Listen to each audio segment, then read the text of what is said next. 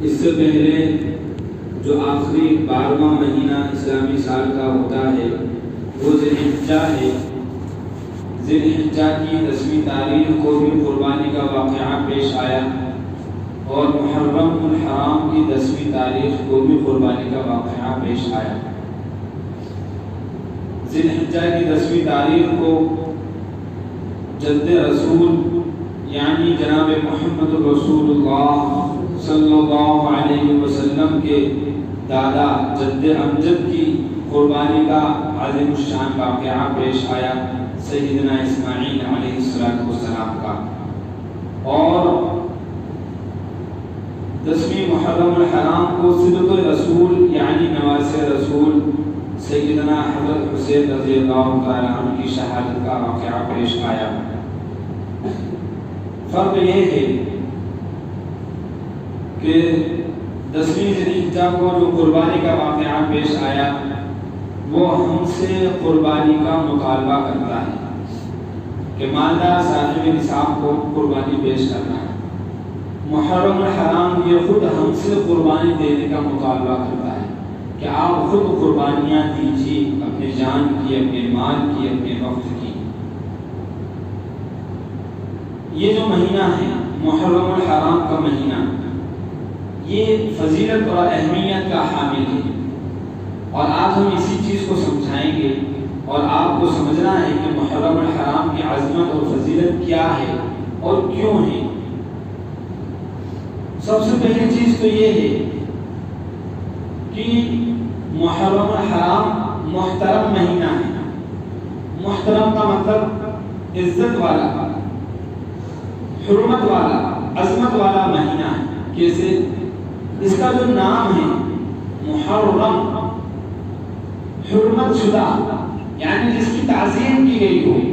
الحرام، حرام سے مراد آپ وہ سمجھیں جو حلال اور حرام ہوتا ہے، بلکہ الحرام سے مراد یہاں پہ عظمت اور حرمت ہے، یعنی قابلیت اور اس کی اہمیت۔ جیسے کہ مکہ کی مسجد کو مسجد حرام کہا جاتا ہے، مسجد حرام کہتے نہیں کہتے اس کو، اور وہاں جو صحن ہے اس کو صحن حرم کہا جاتا ہے۔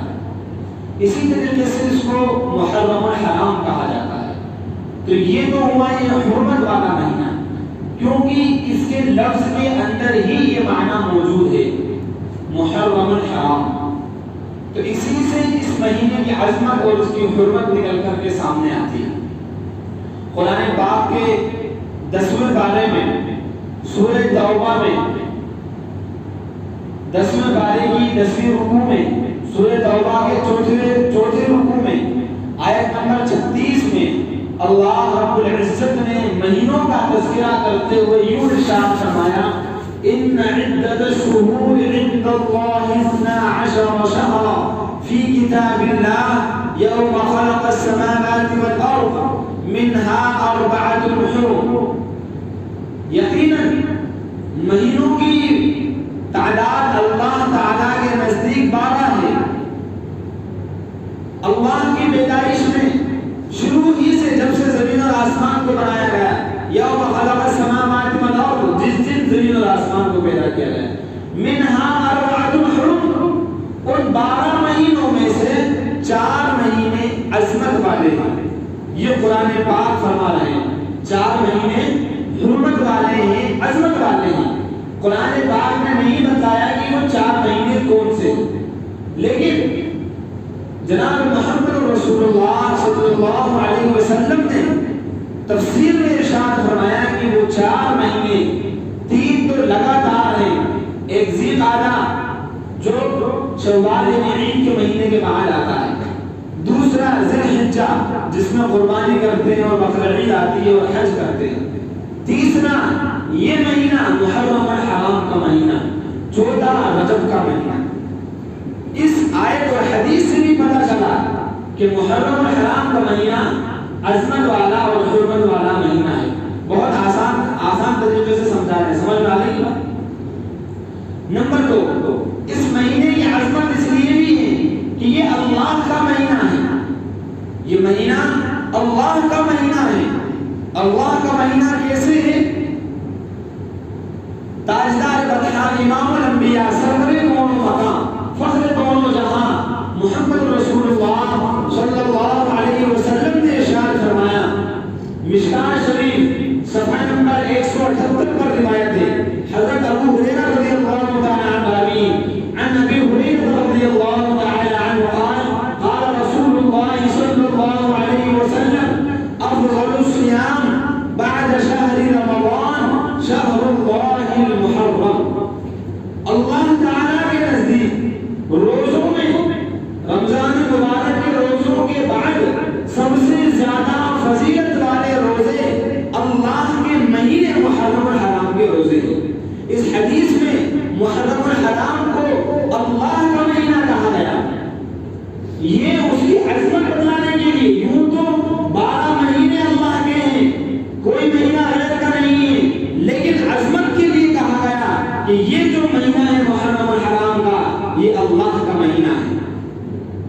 جیسے کہ تورات، زبور، انجیل، صحف ابراہیم، صحف موسیٰ، قرآن پاک سب اللہ کی کتاب ہے، لیکن قرآن شریف کو کلام اللہ کہا گیا، کتاب اللہ کہا گیا اس کی عظمت کو بتلانے کے لیے۔ دنیا کی تمام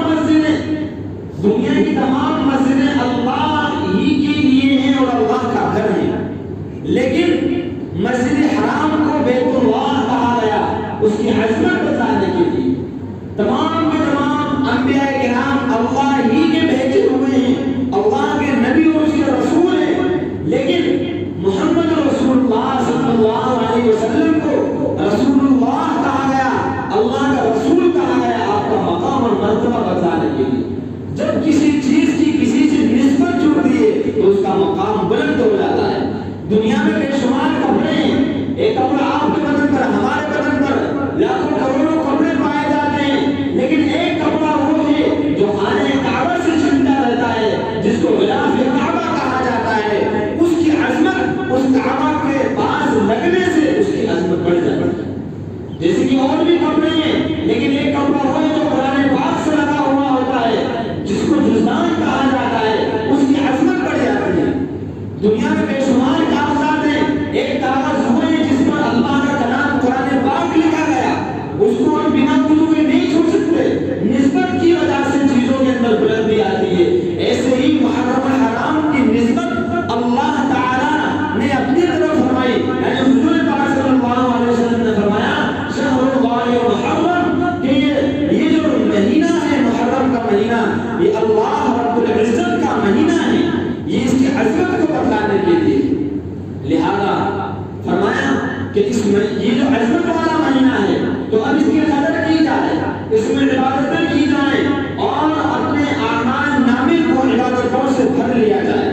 یہ کچھ خاص سیزن ہوتے ہیں جن کے اندر اللہ اپنے بندوں کو مواقع عطا فرماتے ہیں۔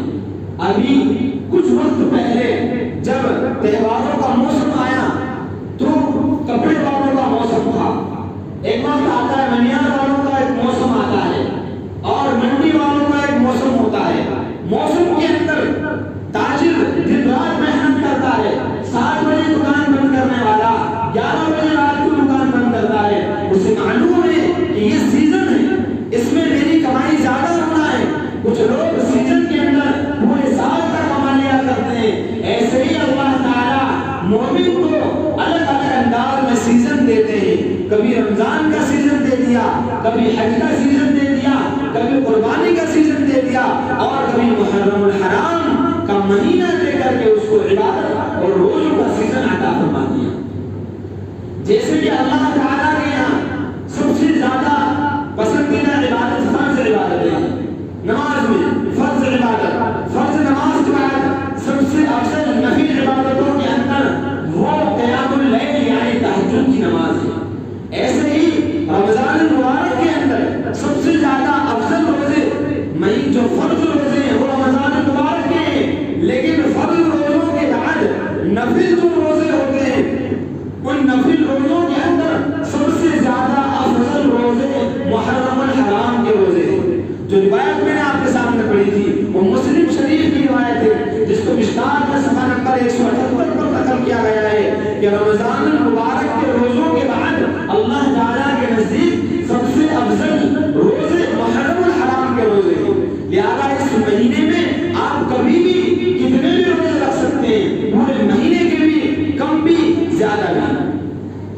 عیسیٰ کی ایک دوسری روایت ہے، طبرانی شریف کی روایت ہے، اس کے اندر ایک حدیث نقل کی گئی، فرمایا کہ جناب نبی اکرم صلی اللہ علیہ وسلم نے ارشاد فرمایا من صام یوما من المحرم، جس نے محرم الحرام کے ایک دن کا روزہ رکھا وہ دوسرے مہینوں کے 30 دن کے روزے کے برابر ہوگا، یعنی 3 دن کا روزہ 90 دن کے روزے کے برابر، اور 10 دن کا روزہ ایک سال یعنی پورے 360 دنوں کے برابر ہو جائے گا۔ یہ اس مہینے کی فضیلت ہے۔ علامہ نووی علیہ الرحمہ اس حدیث کے ضمن میں لکھتے ہیں کہ اس حدیث کی وجہ سے یہ پتہ چلا کہ اس مہینے میں خوب سے خوب روزے رکھنا چاہیے، اس مہینے میں خوب سے خوب روزے رکھنا چاہیے۔ اگر کسی کو طاقت ہے تو پورے مہینے کے روزے رکھ لے، اگر پورے مہینے کے نہیں رکھ سکتا شروع کے عشرے کے روزے رکھ لے، یہ بھی نہیں نہ کر سکتا تو ہر پیر اور ہر جمعرات کا روزہ رکھ لے، ایک ہفتے میں 2 روزے ہو جائیں گے، 4 ہفتے تو 8 روزے ہو جائیں گے، اور اگر یہ بھی نہیں کر سکتا تو 9ویں اور 10ویں محرم الحرام یا 10ویں اور 11ویں کا روزہ وہ ضرور رکھ لے، کیونکہ یہ جو عاشورہ کا دن ہے یہ بھی فضیلت کا حامل ہے۔ اس مہینے میں جو عاشورہ کا دن 10ویں محرم الحرام کا یہ بھی فضیلت کا حامل ہے۔ اس کی فضیلت حضرت پاک صلی اللہ علیہ وسلم نے بیان فرمائی کہ اس دن کا جو ایک روزہ ہوتا ہے 10ویں محرم الحرام کا وہ 1 سال کے روزے کے برابر ہوتا ہے۔ صیام یوم عاشورہ احتسب علی اللہ ان یغفر السنۃ التي قبلہ، اللہ ایک روزے کے بدلے میں 1 سال کے گناہ معاف فرما دیا کرتے ہیں۔ البتہ اس ایک دن کی جو عاشورہ کا جو دن ہے 10ویں محرم الحرام کا جو دن ہے اس میں لوگوں نے بہت ساری فضیلتیں ایڈ کی۔ کسی نے کہا اسی دن آدم علیہ السلام کی توبہ قبول ہوئی، کسی نے کہا نوح علیہ السلام کی کشتی بچی، کوئی بہت ساری، لیکن یہ سب چیزیں روایتوں سے ثابت نہیں ہیں۔ ہاں ایک چیز ثابت ہے کہ اس یعنی 10ویں محرم الحرام کو اللہ تعالیٰ نے سیدنا حضرت موسیٰ علیہ السلام اور ان کے قوم کو فرعون سے نجات دلائی تھی۔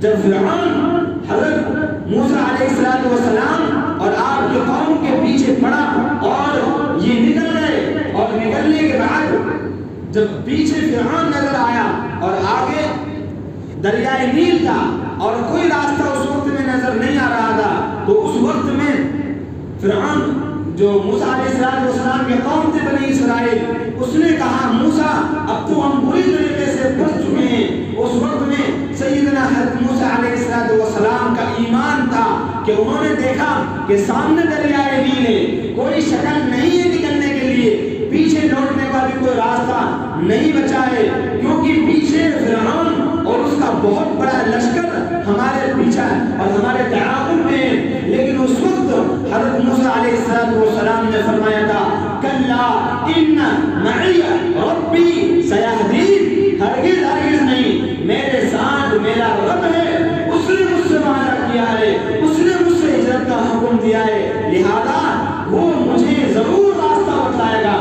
جب یقین کے ساتھ اور پورے خشوع کے ساتھ توکل علی اللہ کے ساتھ اللہ کے پیغمبر نے یہ الفاظ کہے ہیں، اس وقت اللہ نے فرمایا موسیٰ گھبرائیے مت، اپنے عصا کو ماریے۔ جب لاٹھی ماری گئی پانی کے اندر تو اچانک 12 راستے کھل جاتے ہیں، بنی اسرائیل کے 12 قبیلے نکل جاتے ہیں، اور فرعون کا جو لشکر اور قافلہ آتا ہے وہ جب دیکھتا ہے کہ راستہ بنا ہوا ہے اور اس کے اندر اپنے لشکروں کو وہ ڈالتے ہیں، جب پانی کے بالکل بیچوں بیچ پہنچتے ہیں اللہ دریا کو ملا دیتے ہیں اور وہیں سے فرعون اس کا لشکر کا خاتمہ ہو جاتا ہے، فرعون کی وہ آخری سانسیں ہوتی ہیں۔ بہرحال یہ ایک لمبا تفصیلی واقعہ ہے، لیکن یہ جو دن تھا یہ محرم الحرام کی 10ویں تاریخ کا دن تھا۔ چنانچہ نبی پاک صلی اللہ علیہ وسلم جب مکہ سے مدینہ ہجرت کر کے تشریف لائے تو آپ نے دیکھا کہ یہود کے لوگ 10ویں محرم کو روزہ رکھتے تھے۔ آپ نے پوچھا صحابہ سے کہ یہ لوگ کیوں روزہ رکھتے ہیں؟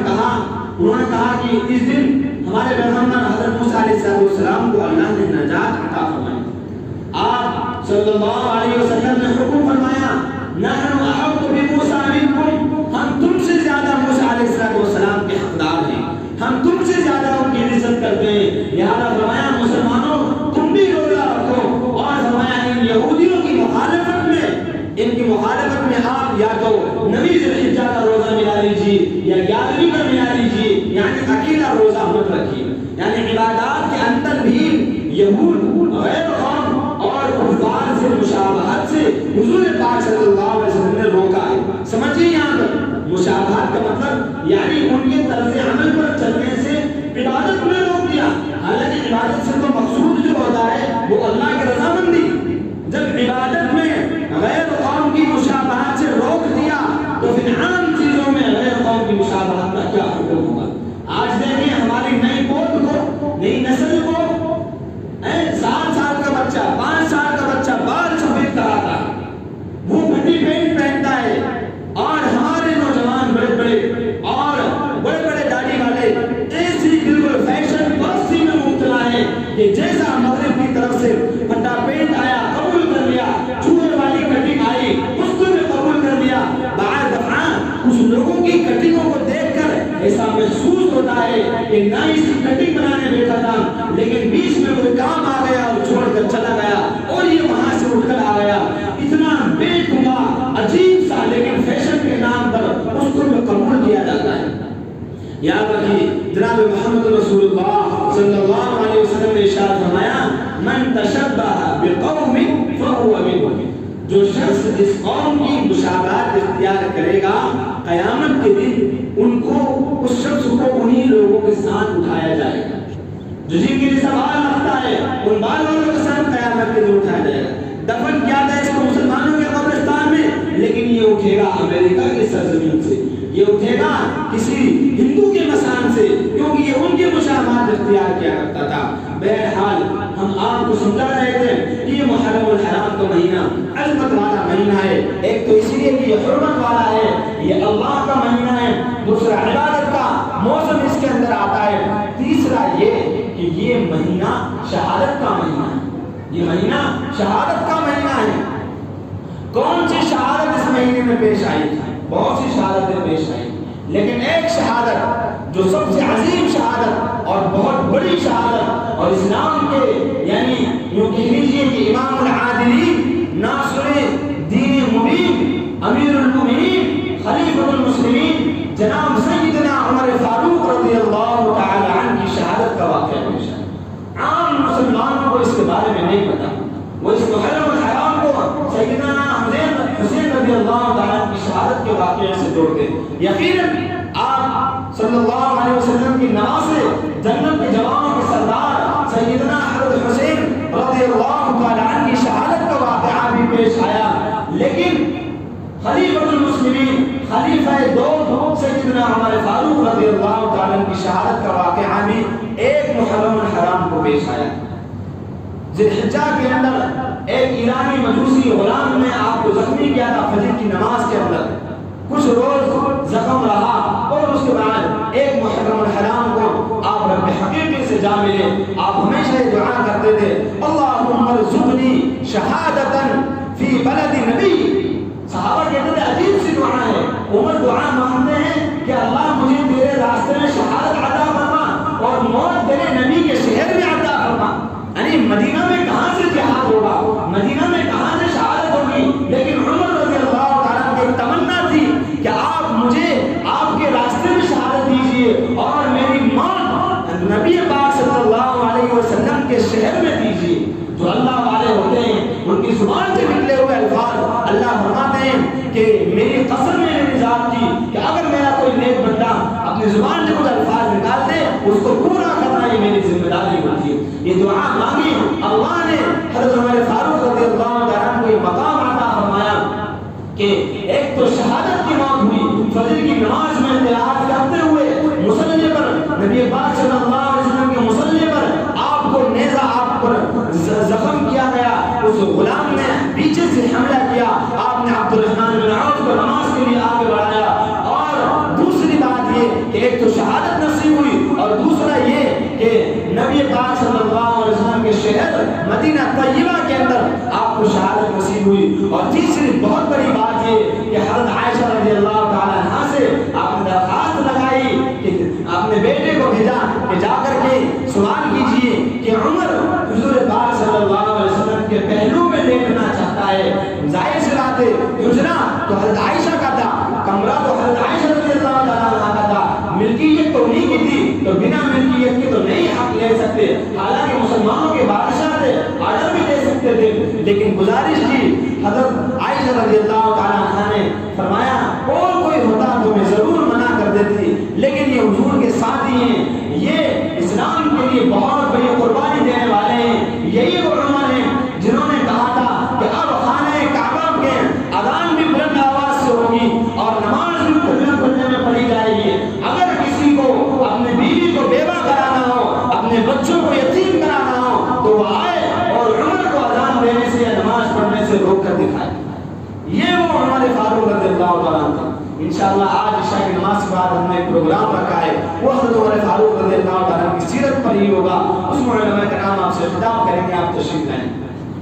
بہرحال بات محرم الحرام کی، تو ایک شہادت کا مہینہ، یہ واقعہ بھی پیش آیا، سیدنا حضرت حسین رضی اللہ تعالیٰ عنہ کی شہادت کا بھی دردناک واقعہ پیش آیا، وہ بھی آپ کے سامنے انشاءاللہ آئندہ بیان کیا جائے گا، لیکن بات ابھی ماہ محرم الحرام کی ہے۔ تو اس میں ایک چوتھی چیز اور ہے، وہ یہ کہ یہ جو مہینہ ہے محرم الحرام کا، یہ ہجرت والا مہینہ ہے۔ کون سا مہینہ ہے؟ ہجرت والا مہینہ، یعنی جناب محمد رسول اللہ صلی اللہ علیہ وسلم اور آپ کے صحابہ نے دین کے خاطر، دعوت کے خاطر، اللہ کے دین کو بلند کرنے کے خاطر خانہ کعبہ اور آپ کا شہر مکہ المکرمہ ان سب کو الوداع کہا، حید آباد کہا اور مدینہ جا کر کے اپنے آپ کو آباد کیا تھا۔ وہ اس محرم الحرام کے مہینے میں ہجرت کی نیت کی گئی تھی۔ محرم الحرام کے مہینے میں آپ صلی اللہ علیہ وسلم نے ہجرت کی نیت کی اور 26 صفر کو آپ ہجرت کے سفر کے لیے روانہ ہوئے۔ اس وجہ سے یہ اسلامی سال کا پہلا مہینہ بھی ہے۔ ہجرت کو آپ کیا سمجھتے ہیں؟ ہجرت بہت عظیم چیز ہے کہ اپنے دین کے خاطر اپنا سب کچھ چھوڑ دینا۔ وہاں یہ نہیں ہوتا ہے کہ میں جا رہا ہوں تو میرا گھر خرید لو، میرا مکان خرید لو یا میری زمین خرید لو، میں دوسری جگہ جا کر کے لے لوں گا، نہیں، یہ سب کچھ رائے قرآن و قربان کر دیا، یہ جہاں چاہے چلا جائے، یہ جیسا چاہے رہے، صرف اپنے کپڑے اور اپنے بدن کے ساتھ اور اپنے پریوار کو لے کر کے اپنے شہر سے نکل جانا، اس لیے کہ میرا دین محفوظ رہ جائے، میرا ایمان بچ جائے اور اللہ کا کلمہ بلند ہو جائے۔ اس غرض سے حضور پاک صلی اللہ علیہ وسلم نے مکہ سے مدینہ کے لیے ہجرت فرمائی تھی، اس کی نیت اس مہینے میں ہوئی تھی۔ جب عمر فاروق رضی اللہ تعالیٰ عنہ کی دور خلافت کے 5ویں سال میں یہ اس کا مشورہ ہوا کہ اسلامی کیلنڈر کا آغاز کیا جائے، جو خطوط روانہ کی جاتے ہیں ان پر دستخط مہر ہونا چاہیے اور اس پر تاریخ بھی لکھی ہوئی ہونا چاہیے۔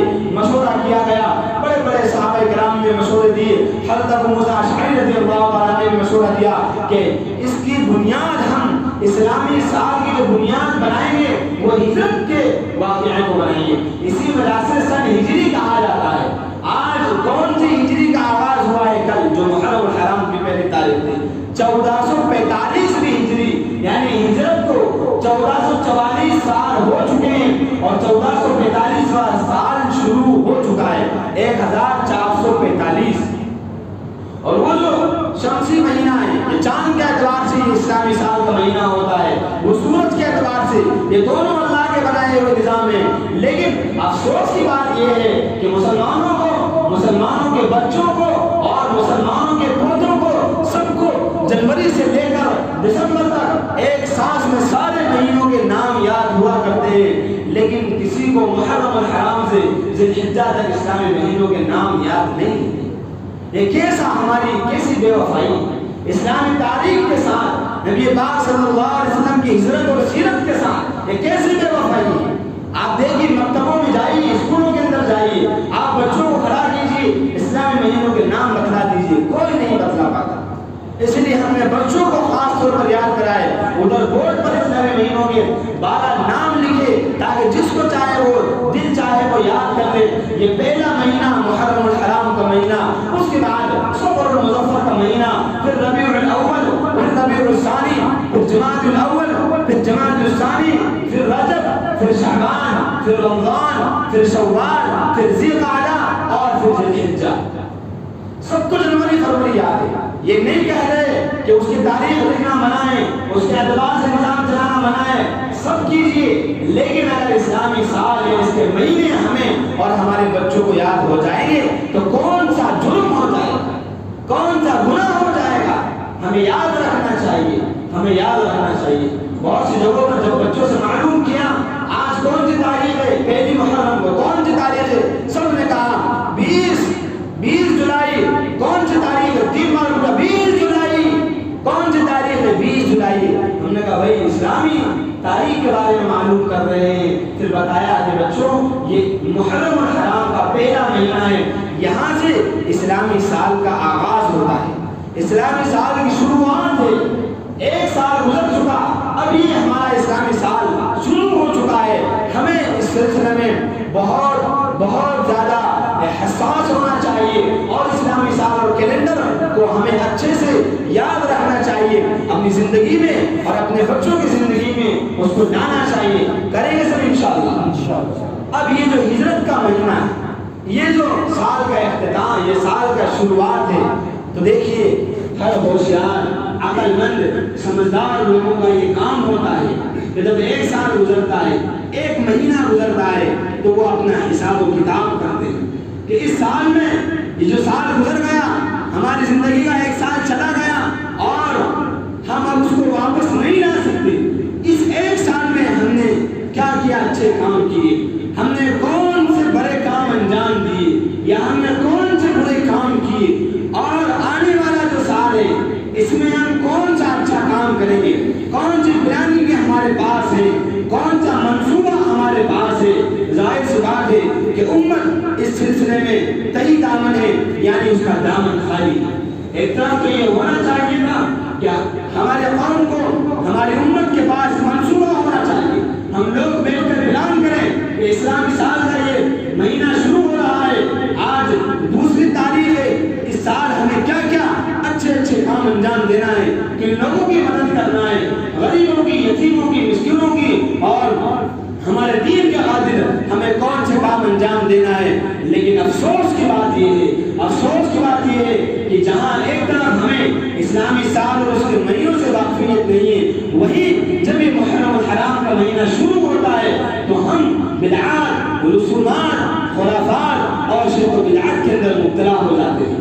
عجیب، ایک بہت بڑے عالم دین فرماتے ہیں کہ جب یہ محرم الحرام کا مہینہ شروع ہوتا ہے، وہیں پر بہت سے لوگوں کے یہاں غم کا ماحول شروع ہو جاتا ہے، ماتم کا ماحول شروع ہو جاتا ہے، شہنائیاں بجتی ہیں، تاشے بجنے لگتے ہیں۔ یہ کون سا دین ہے، یہ کون سی نبی کی تعلیم ہے، یہ کس نے تعلیم دی؟ ظاہر سی بات ہے یہ کوئی تعلیم اس طرح کی نہیں دے سکتا۔ نہ تو یہ مہینہ غم کا مہینہ ہے، نہ یہ مہینہ جشن کا مہینہ ہے، ہاں یہ مہینہ عبادت کا مہینہ ہے، یہ مہینہ روزوں کا مہینہ ہے، یہ مہینہ قرآن پاک کی تلاوت کا مہینہ ہے۔ آپ 1 محرم سے 10 محرم تک قرآن پاک کی تلاوت کیجیے، روزے رکھیے، نوافل کا اہتمام کیجیے، اور حضرت عمر فاروق سیدنا حضرت حسین رضی اللہ تعالیٰ کی روح کو اس کا ثواب پہنچائیے۔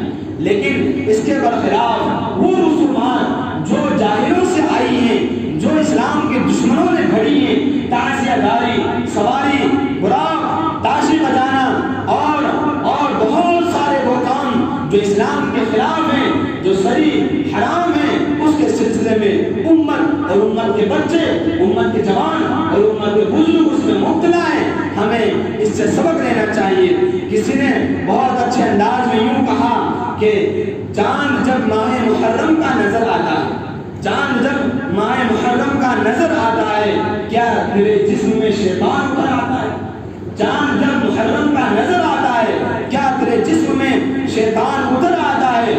خوب ہے ابن علی سے محبت تیری، ابن علی نے حضرت حسین رضی اللہ عنہ، خوب ہے ابن علی سے محبت یہ تیری، ساری دنیا سے نرالی ہے عقیدت یہ تیری، تعزیہ اور سواری ہے عادت یہ تیری، عشق بازی کی محرم میں ہے عادت یہ تیری، غم جنہیں ہوتا ہے وہ ڈھول تاشا بجاتے ہیں کہیں، غم جنہیں ہوتا ہے وہ ڈھول تاشے بجاتے ہیں کہیں، اور غیروں کی طرح تہوار مناتے ہیں کہیں، وہ خرافات کا بازار لگاتے ہیں کہیں، ڈھول تاشے اٹھاتے ہیں کہیں، ڈھول تاشوں سے بھی میت اٹھاتے ہیں کہیں۔ تعزیہ داری کو تیمور نے ایجاد کیا، تعزیہ داری کو تیمور نے ایجاد کیا، لایا ایران سے اور ہند میں آباد کیا۔ ایران سے لے کر آیا تھا اس تعزیہ داری کو، جو شیعہ ہیں، جو مسلمانوں کے دشمن ہیں، ایران سے تعزیہ داری کو لایا اور ہند میں آباد کیا۔ اور آخر میں ہمیں سوچنا چاہیے اور بہت سوچنا چاہیے کیا ہے حضرت حسین کا مقبرہ اس میں بناتے ہیں، کچھ لوگ اپنی عقیدت روٹی چاول اس میں چلاتے ہیں، کچھ لوگ سمجھتے ہیں کہ اس سے ہماری پریشانیاں ختم ہو جائیں گی۔ نعوذ باللہ، اللہ ہم سب کی حفاظت فرمائے۔ تو آگے کہا غم تجھے ہے تو پھر اتنا ہی ذرا کر کے دکھا، غم تجھے ہے تو پھر ذرا اتنا ہی کر کے دکھا، ڈھول تاشوں سے تیرے باپ کی میت اٹھا کر دکھا۔ اپنے باپ کی میت کو کوئی ڈھول تاشوں سے اٹھاتا ہے، اس کی آنکھوں سے آنسو جاری ہو جائیں گے، وہ بے ہوش ہو جائے گا۔ یہاں نماز رسول صلی اللہ علیہ وسلم کی میت کو ڈھول تاشوں سے اٹھایا جا رہا ہے۔ اللہ تعالی ہم سب کو سیدھے راستے پر اور صحیح طریقے پر چلنے کی اور عمل کرنے کی توفیق عطا فرمائے۔ آمین۔ وآخر دعوانا الحمدللہ رب العالمین۔ سنتوں سے فارغ ہوا۔